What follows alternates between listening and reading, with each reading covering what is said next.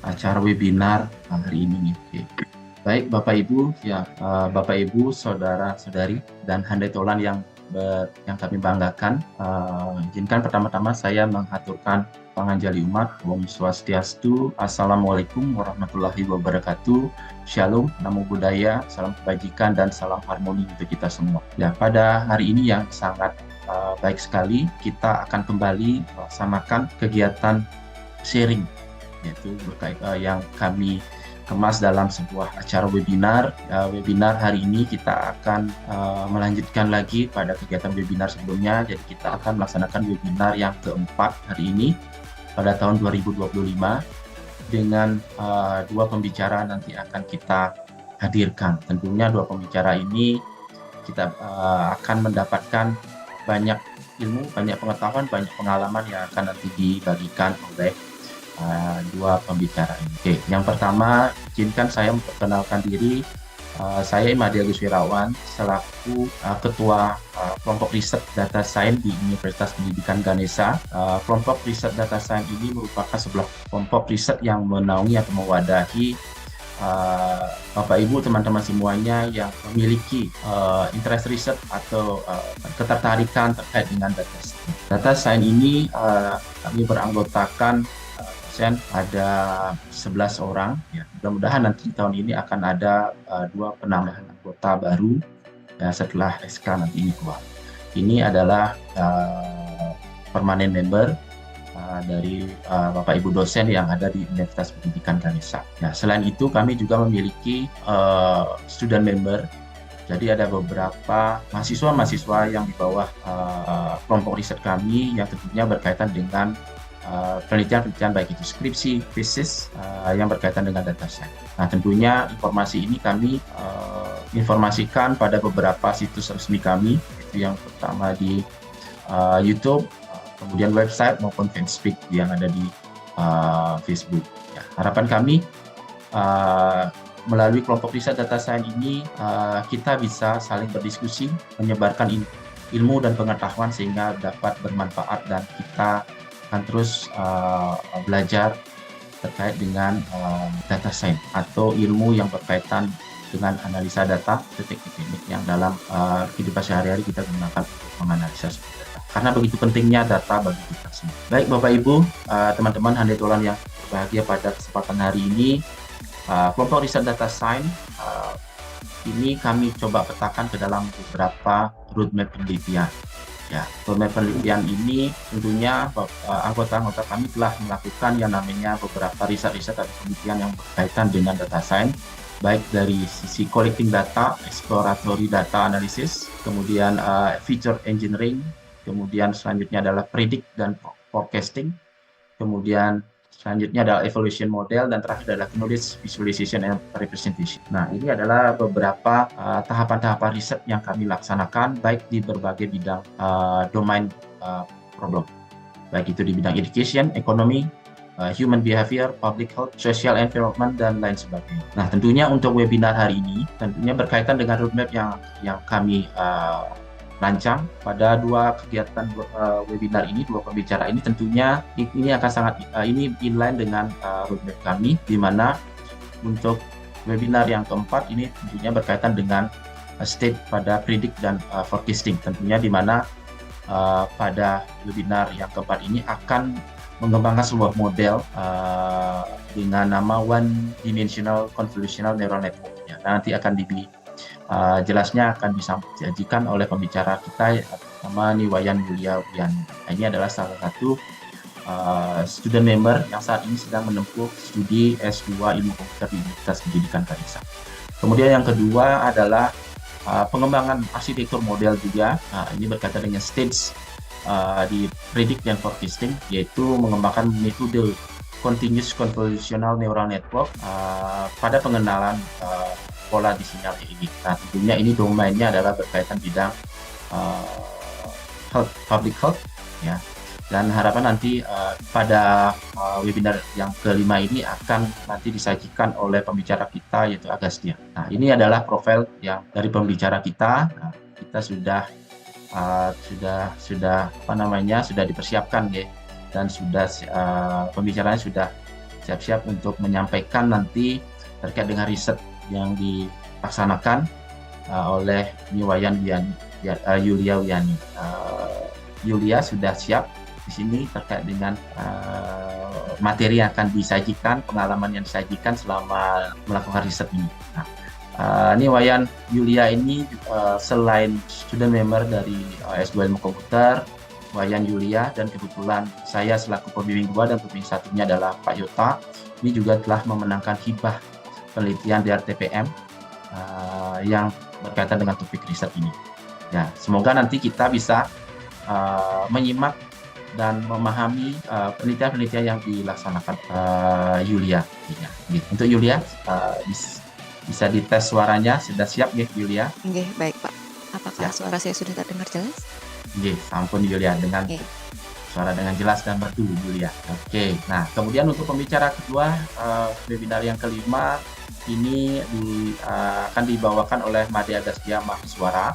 Ini adalah mahasiswa S1 Sistem Informasi Universitas Pendidikan Ganesha. Nah, ini akan membahas atau menyampaikan terkait dengan implementasi metode Continuous Convolutional Neural Network untuk pengenalan pola penganggih suara aksara Bali ya, pada sinyal EEG, ya, khususnya untuk studi kasus imajinasi karakter. Nah, ini juga bagian selain menyusun skripsi, dan skripsi ini merupakan sebenarnya penelitian payung kami di data science gitu ya, yang dikemas dalam sebuah penelitian skripsi. Nah, untuk nanti webinar yang kedua ini akan dibahas lebih detail oleh Agastya. Untuk Agastya sudah siap untuk materinya dan berbagi kepada kita semua? Sudah siap. Baik, tanpa perlu berlama lagi, saya bahas terkait dengan webinar hari ini agar kita lebih bersemangat, dan lebih intens lagi diskusinya. Mari kita awali webinar kita hari ini dengan berdoa terlebih dahulu. Semoga kita senantiasa diberikan kesehatan dan kelancaran dalam semua aktivitas, dan kita mendapatkan pengetahuan yang bermakna untuk kita semua. Berdoa sesuai dengan agama dan kepercayaan masing-masing. Berdoa dipersilakan. Berdoa selesai. Baik, untuk sesi pertama kita akan mulai dari pembicara kita, Niwayan Yulia Wiyani. Untuk waktu dan kesempatannya dipersilakan. Baik, terima kasih Pak Agus Wirawan atas kesempatannya. Saya izin untuk melakukan share screen terlebih dahulu. Apakah sudah terlihat, Pak? Masih progres. Ya, sudah, Yulia. Baik, sebelumnya selamat pagi Bapak dan Ibu dosen serta rekan-rekan mahasiswa. Perkenalkan, saya Niwayan Yulia Wiyani, mahasiswa S2 Ilmu Komputer.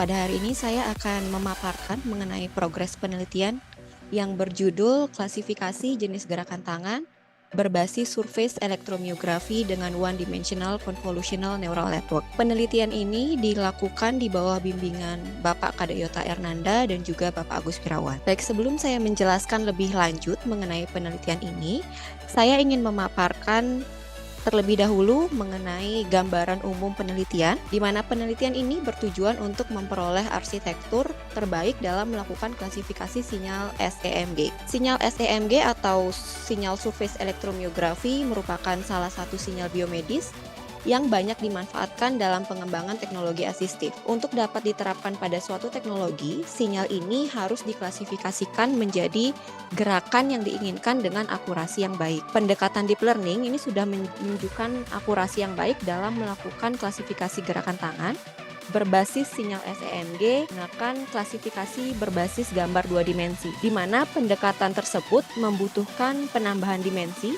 dari data sinyal EMG yang awalnya 1 dimensi menjadi 2 dimensi, sehingga dibutuhkan perampingan model untuk menghasilkan model yang lebih efisien. Sehingga pada penelitian ini mengusulkan penggunaan 1D-CNN untuk mengklasifikasi 10 jenis gerakan tangan dari dataset publik yang diperoleh melalui Mendeley, dan model yang diusulkan ini mampu menghasilkan akurasi 84% dengan jumlah parameter 111.810. Selanjutnya saya akan memaparkan mengenai latar belakang penelitian yang saya lakukan. Sinyal EMG atau elektromiografi ini merupakan salah satu sinyal biomedis yang mengukur aktivitas kelistrikan otot selama melakukan kontraksi, di mana akuisisi sinyal ini dilakukan menggunakan elektroda, dan apabila dilihat dari Penempatannya ini dibedakan menjadi dua, yaitu sinyal surface elektromiografi atau SEMG dan juga sinyal intramuskular elektromiografi atau IEMG. Di mana penggunaan sinyal SEMG ini sudah memberikan banyak manfaat untuk banyak orang.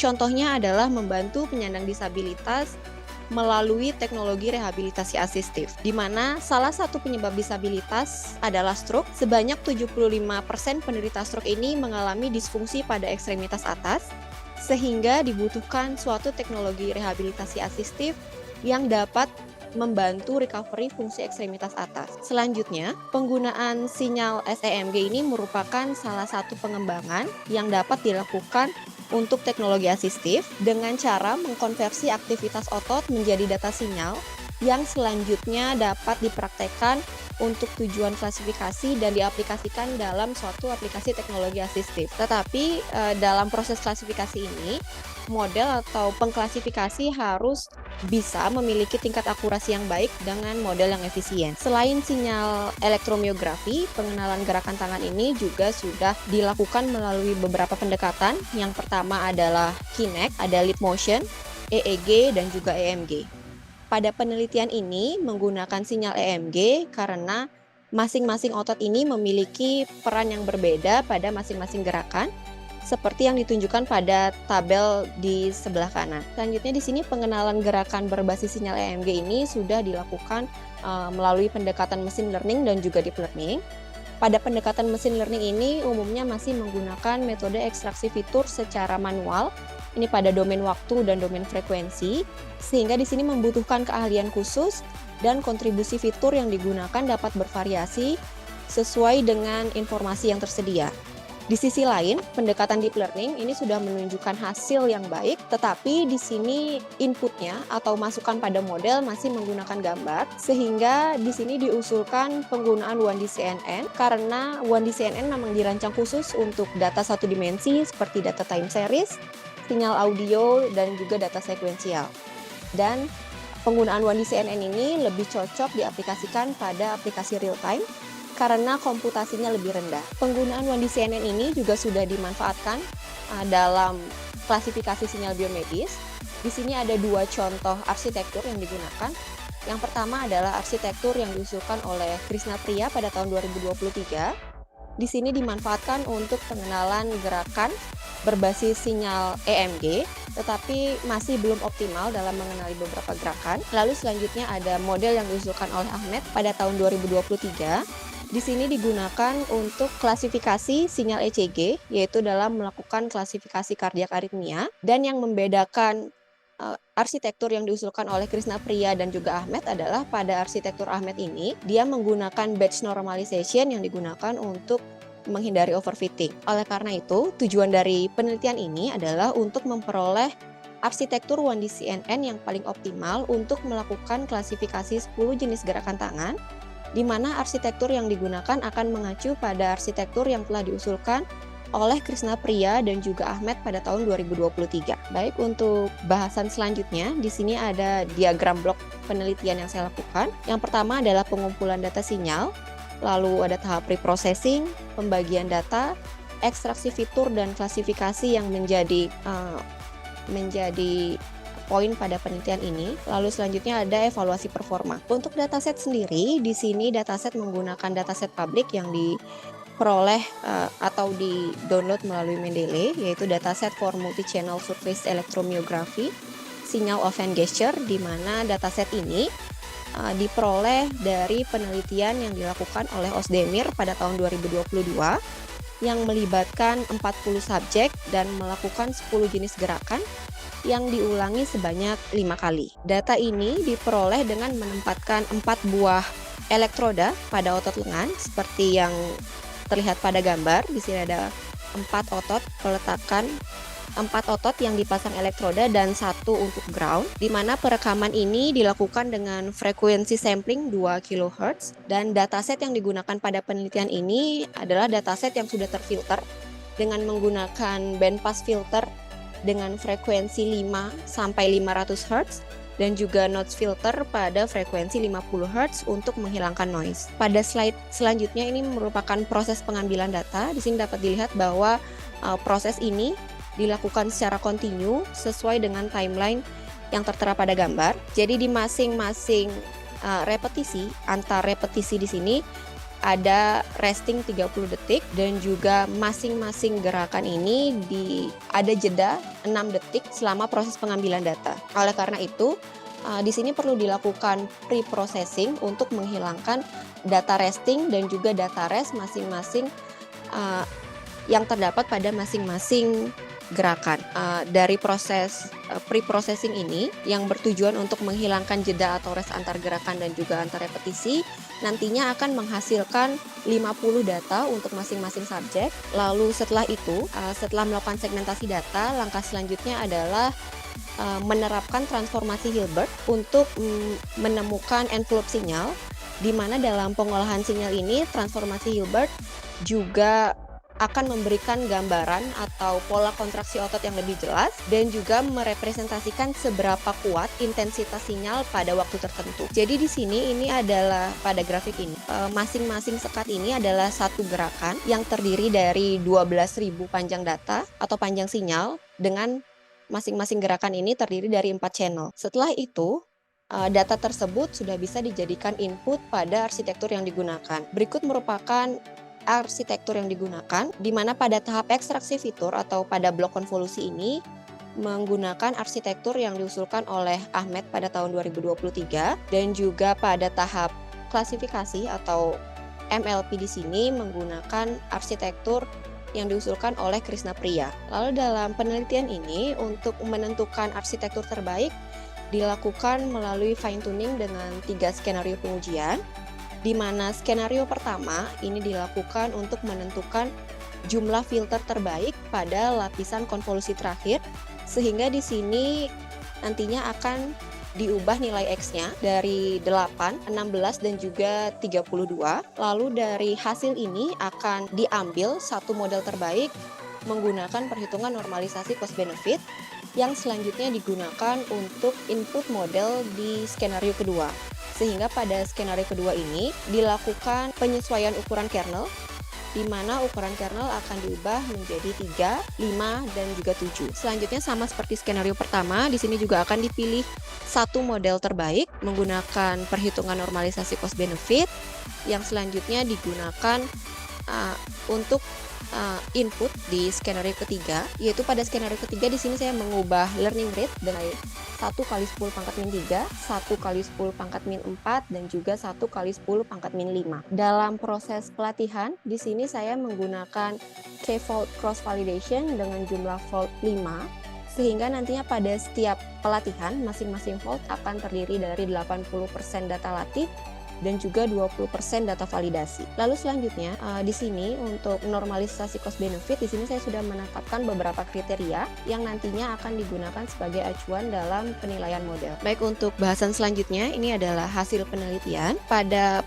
proses pelatihan model, di sini saya akan membandingkan kinerja model dengan menggambarkannya dalam grafik seperti yang tertera pada gambar. Jadi grafik ini di sini ada standar deviasi dan juga hasil rata-rata loss masing-masing epoch per fold. Jadi nilai loss pada masing-masing epoch dari semua fold itu di rata-rata, lalu dicari standar deviasinya untuk melihat apakah model stabil atau tidak.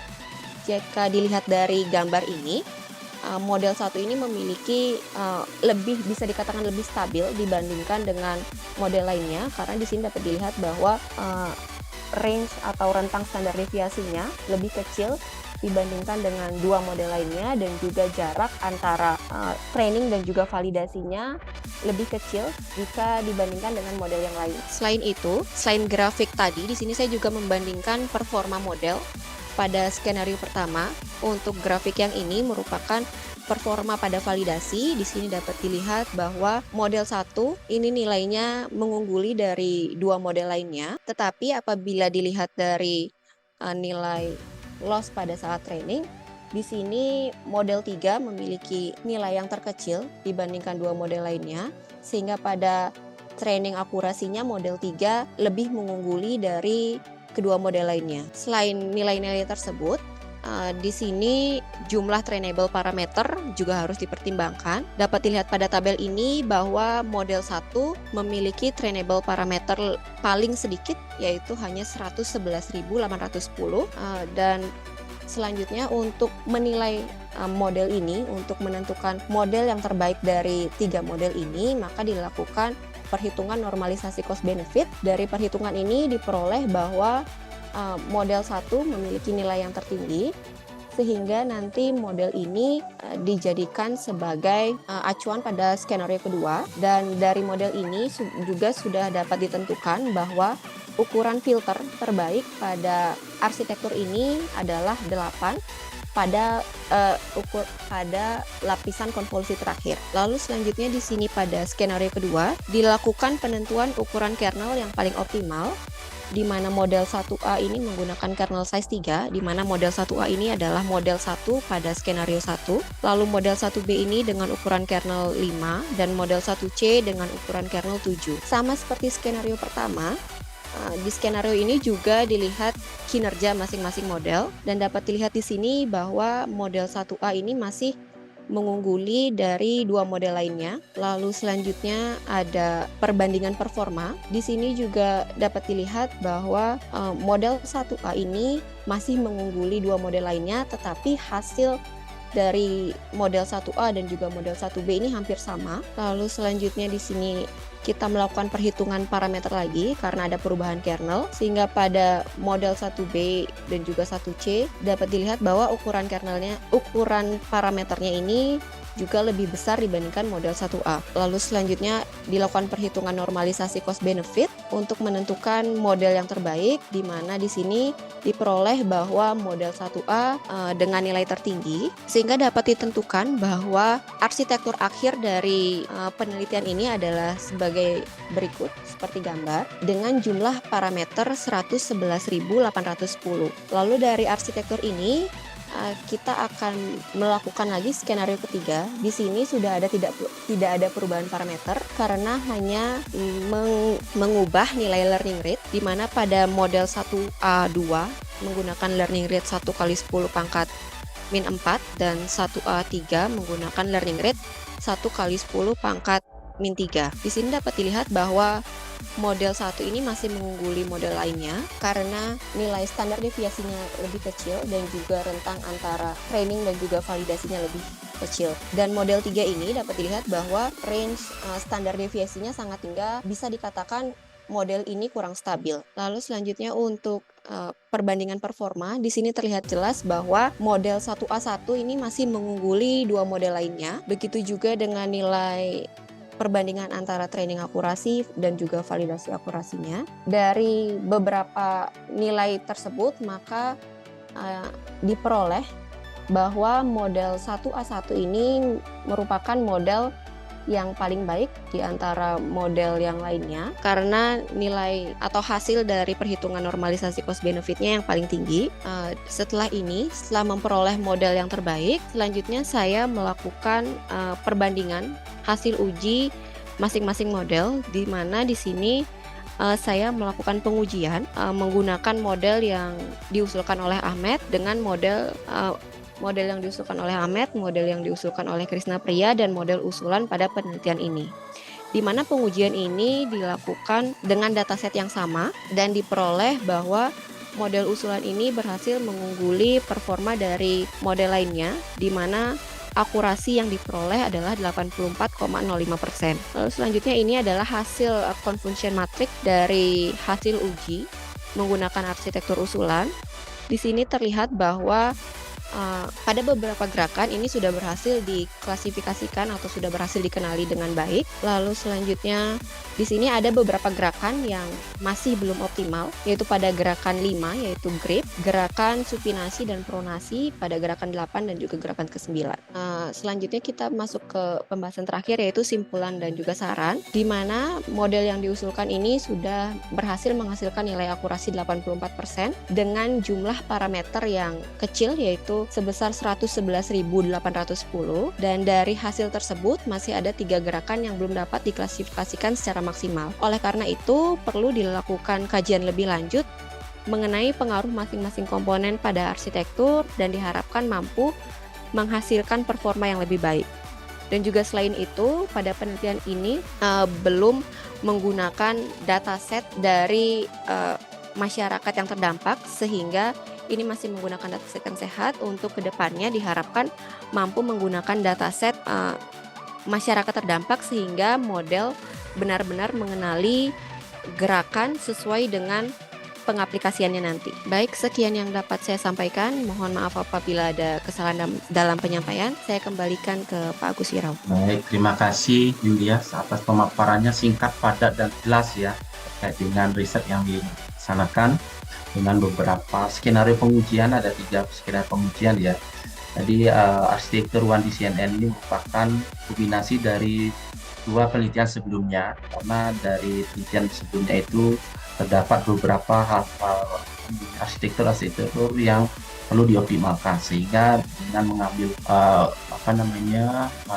keunggulan-keunggulan di masing arsitektur penelitian terdahulu, Yulia mencoba mengembangkan sebuah arsitektur yang unggul itu dari kedua baseline riset yang terdahulu begitu Yulia. Kemudian dataset yang digunakan ini adalah dataset sekunder. Nah, tujuannya adalah tidak lain, yang pertama selain dari sisi fokus kontribusinya adalah di ekstraksi dan klasifikasi gitu ya, tapi di ininya adalah di klasifikasi gitu ya, karena ekstraksi plus klasifikasi jadi satu kesatuan pada proses konvolusi. Nah, selain itu juga kontribusinya adalah akan menghasilkan sebuah model yang optimal. Nah, dari model yang telah diujikan, sini ada beberapa temuan-temuan yang terbukti gitu ya, secara hipotesa terbukti bahwa arsitektur baru ini sudah mengungguli baseline arsitektur sebelumnya gitu Yulia. Dari summary yang tadi dipaparkan oleh Yulia. Untuk sesi selanjutnya kami berikan kesempatan untuk teman-teman semuanya, Pak Ibu dan Handetolan yang hadir pada kesempatan hari ini untuk bisa berdiskusi, bisa bertanya maupun memberikan sebuah pernyataan. Untuk waktu dipersilakan dengan mengaktifkan fitur raise hand, dipersilakan. Mungkin ada yang ingin ditanyakan atau ingin menanyakan terkait dengan datasetnya ini dari mana, kemudian standarisasi datasetnya bagaimana dan seterusnya. Mungkin dipersilakan. Karena di sini ada beberapa peserta yang mengambil mata kuliah data mining juga. Nah, data mining kan mulai dari akuisisi data, pre-processing data, feature engineering, dan bahkan sampai klasifikasi dan evaluasi. Ya, dipersilakan, mungkin ada. Jadi ini sangat bermanfaat. Jadi belajar secara gratis. Silakan, mungkin ada tanyakan. Oke, silakan. Nah, ini ada mahasiswa S3 Yulia dari mahasiswa ITS dan dia juga anggota permanen member dari Data Science dan juga dosen di sistem informasi juga. Nah, untuk waktu dipersilakan Pak Adit. Ya, Pak Agus. Selamat pagi. Selalu diingatkan saya masih mahasiswa Pak Agus ya. Ya, mahasiswa berprestasi Pak. Ya, baik, prestasi. Ya. Terima kasih Pak Agus, karena tidak ada yang tanya, jadi mungkin saya mengawali Pak Agus. Selamat pagi Yulia. Yulia udah lulus berarti ya Pak Agus ya? Belum, ini masih OTW. Belum? OTW, sedikit lagi ya Yulia. Tapi sepertinya dilihat dari penelitian tesisnya sudah mantap sekali Pak Agus, pasti lulus lah. Yulia, mungkin pertanyaan saya ini Yul, jadi saya tertarik dengan kesimpulannya Yulia bahwa dari proses klasifikasi ya yang dilakukan itu ternyata ada 3 gerakan berarti ya, 3 gerakan yang tidak berhasil atau hasilnya itu tidak sebaik gerakan-gerakan yang lainnya gitu ya. Nah, dari analisisnya Yulia itu kira-kira karena apa ya? Dan kemudian mungkin ada future tahapan riset selanjutnya yang Yulia sarankan agar bisa memperbaiki hal tersebut gitu ya. Baik Pak, terima kasih atas yang Yulia pertanyaannya. lakukan. Ya, mungkin itu saja pertanyaannya.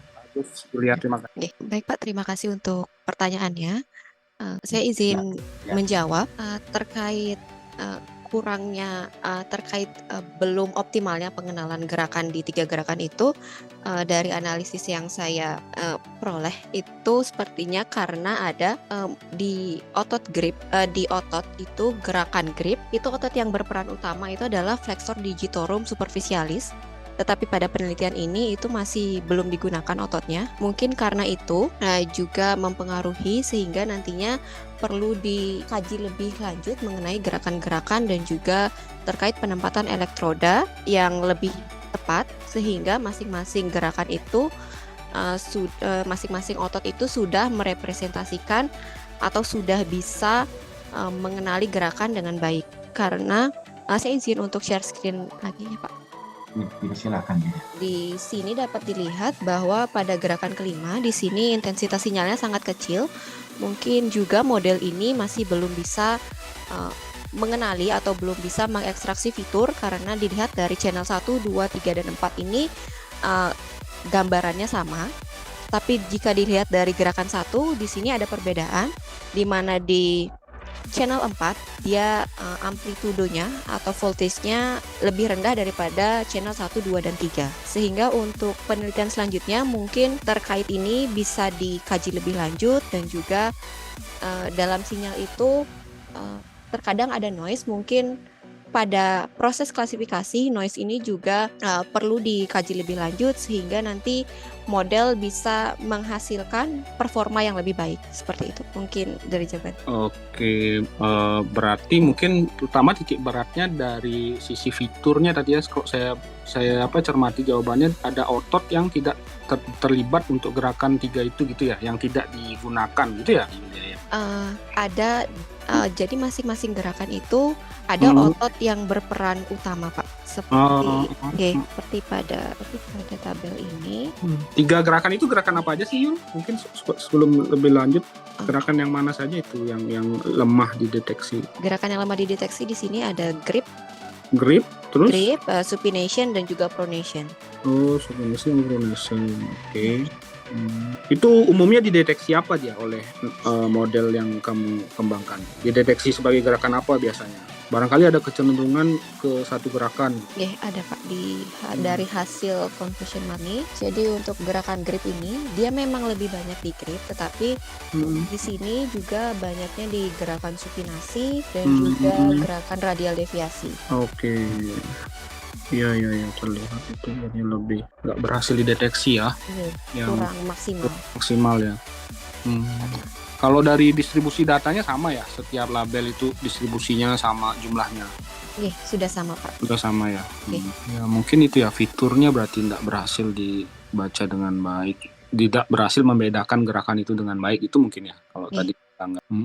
Ya karena menarik juga sebenarnya itu dibahas gitu ya, karena kan kalau menurut saya oke lah akurasinya tinggi gitu, tapi kan terbukti kalau akurasi tinggi itu kan sebenarnya juga tidak menjamin metodenya baik ya, kan ada F1 score-nya, apalagi kalau ini ada beberapa kelas yang tidak baik, itu F1 score-nya biasanya tidak bagus juga. Nah mungkin nanti kalau bisa itu dilanjutkan nanti penelitiannya ya fokusnya gimana supaya 3 itu bisa juga baik gitu, jadi bisa untuk ke 10 gerakannya gitu mungkin ya. Tapi ya temuannya ini bagus tadi sudah bisa mengakuisisi mendeteksi, mengklasifikasi yang 7 gerakan gitu ya.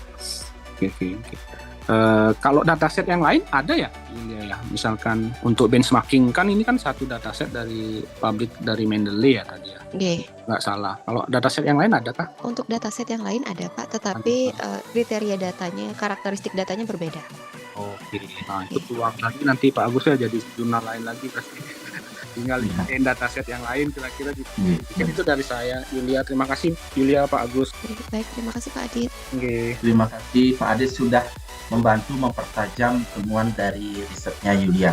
Sebenarnya ini selain Pak moderatori juga Pak cari beberapa poin-poin celah yang mungkin ditanyakan dan ternyata frekuensinya Pak Adit dan saya sama. Jadi kenapa gitu ya? Kenapa itu bisa dikatakan? Mungkin selain dari yang disampaikan oleh Pak Adit tadi dari sisi fitur, ekstraksi fitur, juga mungkin dari sisi akuisisi datanya. Penempatan channel itu juga perlu mungkin nanti ditempatkan pada posisi yang pas sehingga gerakan 5, 8, 9 itu betul-betul bisa representatif gitu ya mungkin ya. Nah itu menjadi sebuah, karena riset itu adalah sebuah temuannya harus betul-betul bermakna dan tentunya juga harus didasari dengan sebuah referensi yang jelas nanti ya. Nah karena dibilang tadi sampaikan anggap saja yang gambar pola kelima ini keenam apa kelima ini ya. Kelima ini kan polanya itu hampir sama sehingga agak sulit untuk kita kenali polanya ini karena tidak bisa representatif.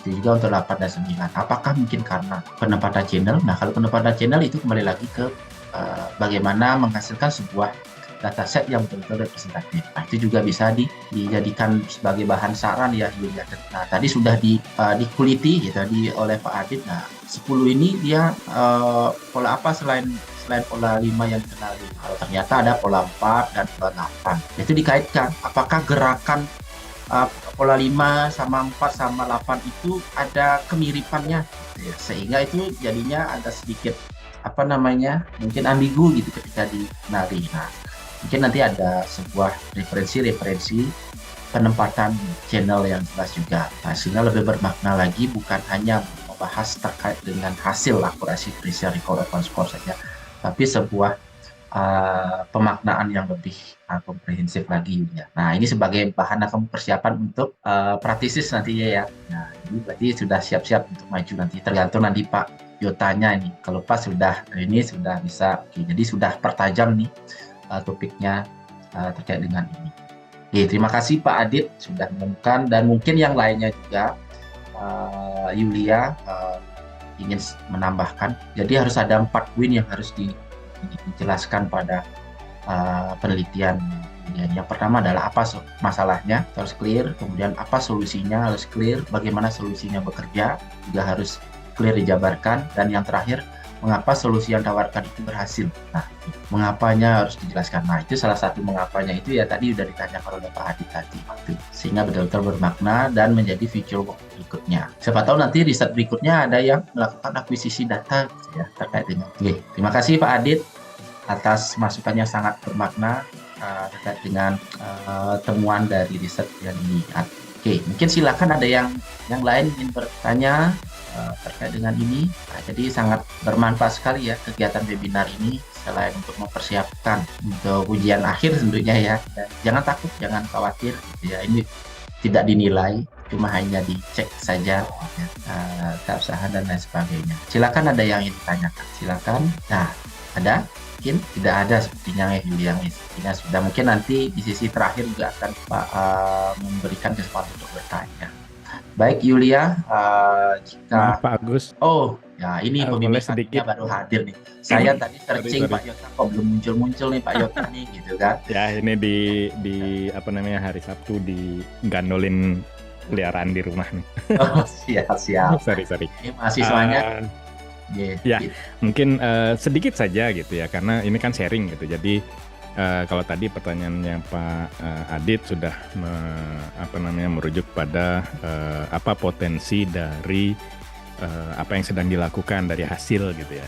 Kalau saya mungkin sedikit bertanya atau mungkin sedikit meminta ya, Yulia bisa menyampaikan sebenarnya kalau riset ini roadmap-nya nanti pengembangannya nanti kira-kira seperti apa ya Yulia. Jadi mungkin rekan-rekan lain yang mendengar gitu. Jadi sekarang belum ada bayangan, tapi dari apa yang disampaikan ke depannya, oh kira-kira ini yang bisa saya kerjakan perlahan-lahan gitu. Jadi step by step-nya adalah ini gitu. Jadi sharing tidak hanya dari batasan hasil, tapi mungkin juga proyeksi riset ke depan gimana sih gitu. Jadi bisa paling tidak dijadikan brainstorming buat rekan-rekan yang hadir hari ini. Mungkin itu saja Pak Agus. Ampun Renki.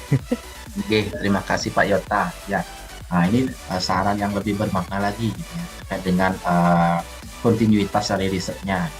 Ini kan kalau dilihat ini adalah penelitian dasar Yulia ya, terkait dengan pengembangan model. Nah, selanjutnya untuk penerapan model atau bagaimana mungkin, atau masih ada pengembangan model lain lagi yang perlu selain tadi ada pengembangan model dari sisi fitur ekstraksinya, dari sisi akuisisi datanya gitu ya. Mungkin lebih lanjut apa kira-kira atau feature work-nya lagi Yulia. Dipersilakan. Oke. Baik Pak, izin menjawab. Terkait future work dari penelitian ini, yang pertama selain melakukan klasifikasi atau pengenalan gerakan, selanjutnya bisa untuk menentukan seberapa kuat atau kemajuan kekuatan otot itu seperti apa. Contohnya adalah pada pasien stroke, kan ada indikasi dia pelemahan otot. Sehingga dari proses klasifikasi ini, selama nantinya penderita stroke ini melakukan rehabilitasi, juga nantinya diharapkan mampu untuk mengetahui bagaimana kemajuan kinerja otot dari pengguna alat rehabilitasi. Tetapi sebelum itu, pengaplikasian model ini juga harus diaplikasikan terlebih dahulu dalam suatu teknologi asistif seperti misalnya pada game rehabilitation atau exoskeleton dan juga teknologi rehabilitasi asistif yang lainnya yang dapat digunakan oleh penderita stroke sendiri, seperti itu. Oke, terima kasih Yulia. Jadi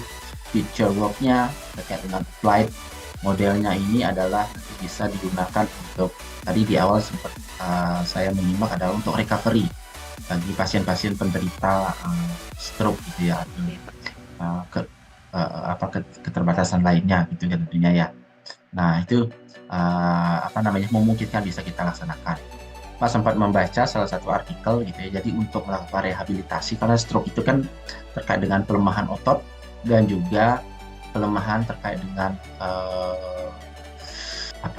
konsentrasi berpikirnya. Nah, Pak sempat membaca itu kombinasi antara sinyal EEG dikombinasikan dengan sinyal EMG untuk membantu rehabilitasi. Jadi apa yang dia pikirkan itu sinkron dengan apa yang akan dia gerakkan. Ya. Jadi jika dia membayangkan otomatis exoskeleton yang tadi disampaikan Yulia itu akan inline dengan apa yang dipikirkan di awalnya. Jadi EMG dan EEG ini inline sebenarnya. Sangat bagus dan menarik itu untuk dikaji lebih lanjut nih Yulia. Sehingga ini bisa menjadi sebuah riset yang bermakna untuk bidang kesehatan. Gitu-gitunya Yulia. Ya, semoga nanti ada peneliti-peneliti selanjutnya yang bisa melanjutkan penelitian ini dan bisa menghasilkan sebuah temuan yang lebih bermakna. Mungkin begitu Pak Yota yang sampaikan oleh Yulia, saya hanya melengkapi saja dan mempertajam yang saya sampaikan. Mungkin begitu Pak Yota, ada mungkin hal yang belum terjawab. Terima kasih gitu ya. Baik, mungkin ada Bapak Ibu yang lain, teman-teman adik-adik mahasiswa, silakan tanyakan. Kebetulan mungkin di sini ada mahasiswa-mahasiswa yang mengambil mata kuliah peminatan data mining, machine learning, persilakan ya.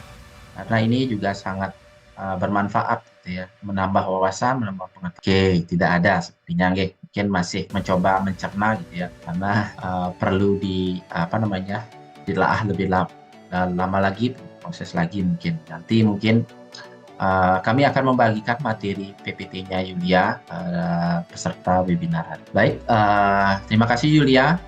Mari kita beri aplaus kepada Yulia telah memberikan dan memaparkan penelitian yang beliau sampaikan. Ya, mari give applause dengan memberikan reaction give applause ya pada Yulia. Oke.